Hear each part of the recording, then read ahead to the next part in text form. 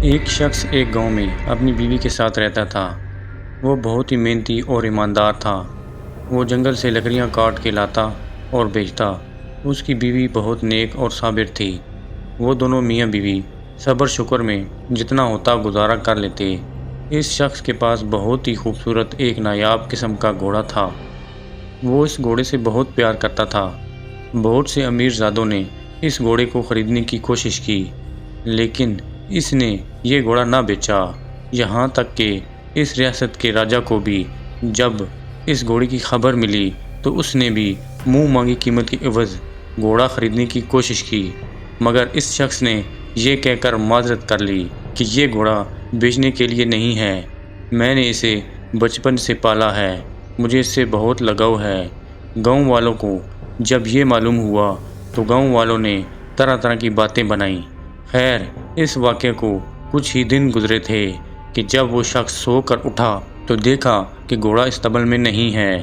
اس نے اور اس کی بیوی نے اسے ہر جگہ تلاش کیا، لیکن وہ گھوڑا نہ ملا اور تھک ہار کر وہ بیٹھ گئے۔ جب گھوڑے کا کھو جانے کا علم گاؤں والوں کو ہوا تو وہ گاؤں والے اس کی بیوی کے پاس آئے اور کہنے لگے کہ اچھا ہوتا اگر تم وہ گھوڑا بادشاہ کو بیچ دیتے، مگر تمہاری بدقسمتی ہے، تمہارے حصے میں نہ دولت رہی نہ گھوڑا۔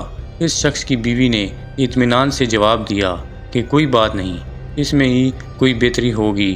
ابھی 2 دن ہی گزرے تھے کہ وہ گھوڑا خود بخود ہی واپس آ گیا، اور اس گھوڑے کے ساتھ ہی ایک بہت ہی خوبصورت اسی نسل کا سفید گھوڑا تھا۔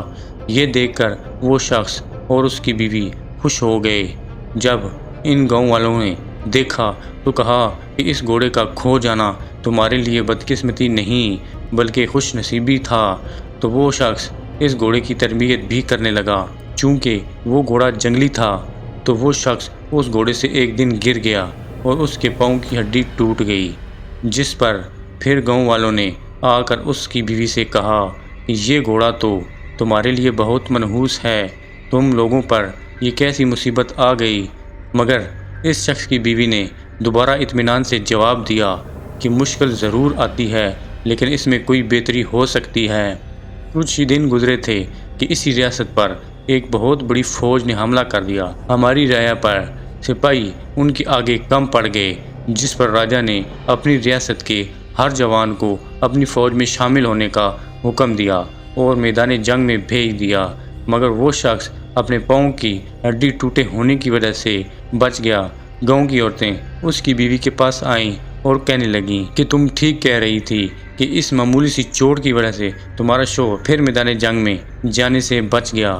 اس پر اس شخص کی بیوی نے جواب دیا، زندگی میں ہر وہ چیز ہمارے لیے ٹھیک نہیں ہو سکتی جسے ہم خود صحیح سمجھیں، اس لیے جب بھی مصیبت آئے تو صبر اور یقین کے ساتھ اس کا مقابلہ کرو، اور اسی طرح کسی کتاب کی پہلی پوری لائن پڑھ لینے سے اس کتاب کے بارے میں مکمل نہیں جان سکتے۔ اسی طرح اگر کوئی ایک مصیبت کسی پر آ جائے تو اسی طرح ہم کسی کی خوش قسمتی یا بد قسمتی کا فیصلہ نہیں کر سکتے۔